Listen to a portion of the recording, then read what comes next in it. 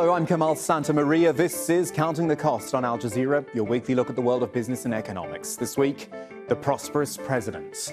Vladimir Putin's billion-dollar palace on the Black Sea, it may just be the tip of a very wealthy iceberg. Not new claims, with the imprisonment of an anti-Kremlin campaigner and a moribund economy, well, it's not a great look for Russia's longest-serving leader.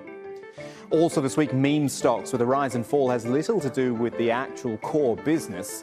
There's a different kind of investor sending markets to new highs, but as Wall Street is challenged by this new generation, we wonder, will the democratization of the markets last? And we'll take you to Kenya as well, where there are fears the country could become a dumping ground for plastic from the United States. So when Kremlin critic Alexey Navalny returned to Russia in January, it brought the crowds out to protest against the Russian leadership. Of course, Navalny was promptly arrested, tried and jailed for 2.5 years. But if the protests are anything to go by, Russians have become extremely disgruntled by President Vladimir Putin and the economic gloom. The Russian economy shrank more than 3% last year, the biggest slump since 2009. That decline is not as bad as many other countries, but the underlying problem is that real incomes were falling well before the pandemic began. In fact, last year, the average Russian had less to spend than they did back in 2013. And then there is this Russia, a $1.35 billion palace on the Black Sea. Navalny released this video as he flew back to Moscow. And he claims the palace was built for President Putin. It's 17,691 square meters. It's got 2 helicopter pads, an underground hockey rink, a secret tunnel leading out to the sea. Navalny says it is the biggest residence in the whole of Russia. All of that will have been uncomfortable viewing for the Kremlin, though it did deny the property belonged to Putin. But it did raise many other questions, ones that have been around for more than a decade as part of leaked diplomatic papers and investigations by Western intelligence agencies. In short, how rich is Russia's president?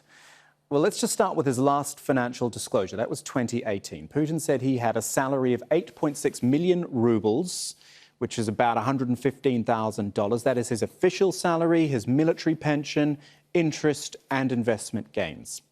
But there was a claim back in 2007 from the Russian political analyst Stanislav Belkovsky that Putin effectively controlled holdings in the energy companies Gunvor, Gazprom and Sogatneftgaz. They were worth about $40 billion at the time. For their part, those companies deny Putin holds any stock in them. Fast forward another 5 years, we're at 2012, and Belkovsky told the Bureau of Investigative Journalists that Putin was now at $70 billion. And then in testimony before the US Senate panel into the Russian meddling in the 2016 presidential election, Bill Browder, the chief executive of Hermitage Capital Management, said he believed Putin was worth $200 billion. Browder was once the biggest investor in Russia, and his lawyer, Sergei Magnitsky, died in a Russian jail whilst investigating corruption. And I'm very pleased to say he's with us this week on Counting the Cost from London. Bill, nice to have you with us. Thanks for your time. Great to be here. 200 billion. Without giving away the state secrets, how did you get to that number? Well, I made that calculation in a very broad-brushed way, which was to say the way that Putin operates is that he allows the oligarchs of Russia to get rich as long as the oligarchs share 50% of their wealth with him. And so that's a simple calculation of, at the time, the top oligarch's wealth was 400 billion, and I assumed that he had half of it. And since then, and that was a while ago, I think his wealth has probably increased because he takes a share of everything that comes in. And there's been a lot of stuff that's come in over the last few years. 50% though, that surprises me. Well, what you have to understand is that the oligarchs basically are functioning at his pleasure. And so it's not like in a normal country where if you get rich, you have a rule of law and you have property rights and your money is yours. In Russia, all these people got rich because of him, and they could all have their money taken away again because of him. Or worse, they could go to jail or they could be killed. And Putin has made it very clear. He back in 2003, he arrested the richest oligarch in Russia, a man named Mikhail Khodorkovsky. He was the owner of an oil company called Yukos. He put him on trial, and he allowed the television cameras to come into the courtroom and filmed the richest man in Russia on trial sitting in a cage. And so if you were one of the other oligarchs in Russia at the time, you were sitting there panicking, thinking, my God, I don't want to go sit in a cage. And so after Khodorkovsky was sentenced to 10 years in jail, the oligarchs went back to Putin and said, what do we have to do to make sure we don't sit in jail? And that's when he said 50%. Wow. And there's a lot of anecdotal, nobody can prove that because these are all private conversations, but there's a lot of anecdotes that back that up, going right up to the U.S. government and U.S. Treasury, which sanctioned people like Gennady Timchenko, the owner of Gunvor, a company you just mentioned, as being Putin's cashier. Fundamentally, is there an issue with a leader being rich? Donald Trump, former president of the United States, he was rich. If Mike Bloomberg had become the president, he was rich. Silvio Berlusconi in Italy, he was rich as well. I mean, there's nothing that says they can't be wealthy. Well, you used a few examples of very compromised characters like Berlusconi and Donald Trump. True. I mean, in theory, there's arguments both ways. One is that if you're rich, you don't need to get rich by being president, and you can lead, in a pure and truthful way. There's also an argument that behind every great fortune is a great crime, and so it really depends on character to character. But in Putin's case, he was for sure just a low-level bureaucrat before he became president, who definitely didn't have any business interests behind him. And so for him to have become this rich in office is just a pure, absolute corruption situation. So all those protests that we saw when Alexey Navalny came back to Russia, they indicated displeasure, let's say, with Vladimir Putin. The numbers that came out, do you think that indicated it is a strong movement, that it is, I mean, I don't know how much you can say across the board for Russia because it's such a big country and there's a lot of people there, but is there growing discontent with Putin across the board, especially with things like the palace coming to prominence? Well, what you have to understand is that the people in Russia, the money that Putin has gotten it belongs to the people of Russia. That these people don't have health care, they don't have education, the roads are full of potholes. It's all the money that should have gone to the people has gone to Putin and 1,000 people around him. And so they're furious and they're tired and they're hungry. And so the protests are absolutely real. Some of them are absolutely supporting Alexey Navalny, but some of them are just like outraged at their standard of living and the fact that the president lives in a palace with ice skating rinks and stripper poles in the basement, and they're barely getting enough money to buy potatoes for the winter. Does the Russian government acknowledge, though, that there is an economic crisis in the country, or are they sort of saying, actually, we're okay? Well, I think at this point, it's impossible to deny that there is an economic crisis. And this is not just true with Russia, but everywhere with COVID. Yeah. But, Putin controls the state television and he tries to paint as rosy a picture as he can possibly paint. But the problem is that if you're hungry, it doesn't matter what's on state TV, you're hungry. And so when you come back to the question, how real is the protest? It took place over 90 cities in Russia, hundreds of thousands of people. Just the number of people arrested was 11,000 people. 11,000 people arrested because they tried to arrest as many people as they could. They didn't have enough jail cells for all the people they arrested. Tell me about international reaction to what's going on there. Obviously, it comes to a point with Navalny, and you have overseas governments saying he must be released, and they say all these sorts of things. But then you have a country like Germany, which has business interests with Russia. It has the Nord Stream 2 pipeline project, and it's not going to touch that, is it? Well, worse than Germany is that you have the European Union as a whole. And the European Union as a whole has to set its foreign policy based on 100% consensus of EU member states. And so and Putin has wormed his way into certain member states, like Hungary, for example. He's got very, very close, and I would argue corrupt relations with Viktor Orban, the president of Hungary. And as a result of that, all it takes is one country like Orban, like Hungary, with Orban, or Cyprus or Malta, to completely water down the entire EU foreign policy towards Russia. And so I fear that whatever reaction there will be, and there will be a reaction, but I fear that the reaction will certainly be watered down by Putin's very clever ways of worming his way into and diluting foreign policy of the EU. Bill Browder with his views on what's happening in Russia at the moment. Thank you for joining us. We do appreciate it. Thank you. Now, flows before pros, meme stocks, Wall Street bets. If you know what any of those mean, then well done. You are younger and far more in touch than I am. What you might have heard of, though, is a lot of fuss about stocks in something called GameStop. Now, armed with those sorts of phrases, which are now part of the stock market lexicon, we have to say, a new generation has taken many of the old hands by surprise and seen the market go to new highs. They make bets using new trading apps, which have democratized trading for sure, but their biggest bets actually laid waste to the multi-billion-dollar hedge funds who've been short-selling the stocks. We will demystify all of this in a moment with our guests after this report from Kristen Salumi in New York.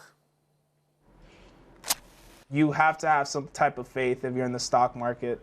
I don't think all of it is just skill. I think some of it is also luck. Maybe it's his daily ritual of lighting sage, but lately Pablo Batista has been lucky. He made $11,000 selling GameStop stock. And since losing his job as a cook, working from his Bronx apartment as a day trader was really paying off. We up $1,000, boys. We up $1,000. But then the platform he was using, called Robinhood, started putting limits on trades. I saw it like these guys are trying to stop me when I'm at my peak. Leading up to GameStop, I had already been making money. I'd been making a lot of money. Since 2019, the volume of trading by small-time investors like him has grown from 10 to roughly 25% of the market. They're credited with boosting GameStop from under $20 to above $300 a share, outsmarting hedge funds who'd bet against the struggling retailer. Robinhood and other platforms have since come under fire for imposing the restrictions, sparking a downturn in share prices, the ire of investors, and an investigation by Congress. Robinhood CEO said they had no choice in order to cover the trades, a claim questioned by investors. We absolutely did not do this at the direction of any market maker or hedge fund. So we're really in unprecedented times. And in order to protect the firm and protect our customers, we had to limit buying in these stocks. Without ever setting foot on Wall Street, Pablo and other so-called retail investors have been flexing their financial muscle with the help of technology and social media, hitting institutional investors right where it hurts, their bottom line. But even before GameStop sounded the alarm, the market was at record highs, a trend experts say is unsustainable. Brock Pierce is a former actor who's made millions investing and believes it's the hedge funds, not individual investors, who need to be restricted. What we're seeing is the democratization of the financial system. A line is being drawn. Which side of the fence do you stand on? Are you with the people, or are you with a small group of institutions that are profiting from killing companies? Oh yeah, it's ripping, bro. Let's go, boys. As for Pablo, he knows investing comes with risks. I emptied my savings account and basically I said YOLO. So threw all my money in the stock market. Probably wasn't the smartest thing to do, but that's why I think I'm kind of where I'm at right now, because I took that risk. Risks he believes he and other individuals are entitled to take. New highs every week, bro. New highs every week. So that report possibly leaves you with a lot of questions. So we've got two trading stars in to try to make some sense of all of this. In Limassol in Cyprus, we've got Kaia Parv, who is the head of investment research at FX Primus. And in London is Jameel Ahmad, who is the director of investment strategy at the German fintech NAGA. So good to have both of you with us today. Jameel, I'll start with you in London. I'll do the really short, basic version. Bored millennials, time on their hands, technology at their hands, mucking around with stocks. That could be the simple story. But is there actually an element of truth to this, the great disruption that we see these days? It's a great topic. There is some correlation. We look at the retail index now of the S&P 500, which for the layman terms is the biggest stock market index in the United States of the major 500 companies. Now, the retail audience now accounts for somewhat near 20% of that overall market, which is a big jump on previous years. And if we look at the daily volume in global market volatility, we have a 20% move of volatility now from the retail audience, which is up nearly double over the past 10 years. And yes, we could say that the global market volatility of the past 1 year has increased appetite, and perhaps lockdowns have also helped in terms of looking at how else to manage your money. However, I would say the global market volatility and the headlines because of this volatility are the major reasons why people are looking at how to invest money. You've got headlines like gold, very popular asset class, fallen at its strongest weekly levels last year since the 1980s. British pound has similar volatility. Oil prices fell into negative territory for the first time in history. So I do think the global market volatility headlines are increasing appetite and awareness towards the investing and trading audience. However, of course, lockdowns have also increased the encouragement to look at other things to do, specifically how to manage your money at times where incomes, we all know, are being stretched everywhere. So there is some truth in it. However, it's not the only factor in play. So when the GameStop story came out, Jameel, you maybe weren't that surprised, sort of we were maybe heading down this sort of road at some point? No, that was still a surprise. I think what we saw with GameStop was completely different because we saw a little bit of a Wild Wild West battle between the retail audience who feel that perhaps they have not been able to benefit from the opportunities of financial markets. And on the other side of the Wild Wild West, we had the hedge funds and the major institutions. And obviously, they've made a lot of money generally of the global market volatility over the past 1 year. Kaia, this Wild Wild West that Jameel tells us about, I mean, obviously it was all happening online. It was happening on Reddit, for example. Platforms which aren't new. So why now? Is it just that more technologies coming through, more discussions turning online, the apps, the Robin Hoods and all that are out there and people are really taking advantage of it now? Kamal, I think there are a few angles that we have to consider. So first of all, yes, we've had these message boards for more than a decade now, but I think we've seen a number of structural shifts happening in the marketplace for retail investors predominantly. So first of all, we've seen zero-fee trading being introduced. We've seen access to really high-quality information for retail investors, but also we've seen the gamification of the trading activity.